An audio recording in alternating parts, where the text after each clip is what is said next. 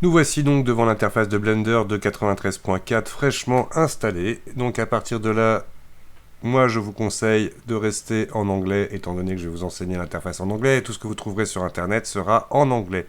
Et de choisir donc franchement les paramètres par défaut. Next, vous retrouvez donc ici les différents modes possibles de travail avec Blender. Vous retrouverez ici vos fichiers récents, etc. etc.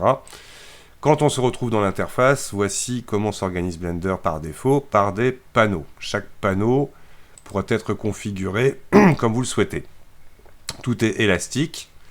Vous pourrez donc comme ça vraiment organiser l'interface en fonction de vos besoins.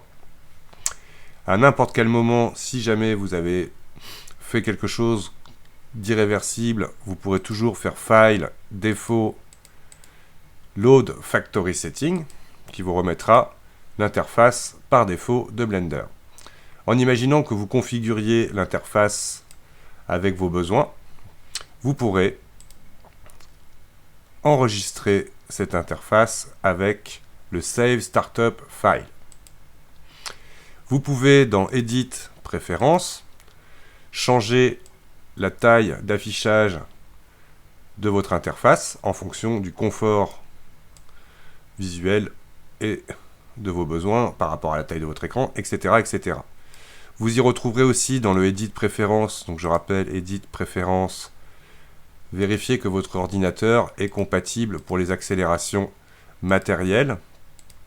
On en parlera plus tard, mais donc ici vous retrouverez comme ça, vous pouvez vérifier du coup si votre ordinateur pourra accélérer le calcul des images, donc le rendu, dont on parlera prochainement.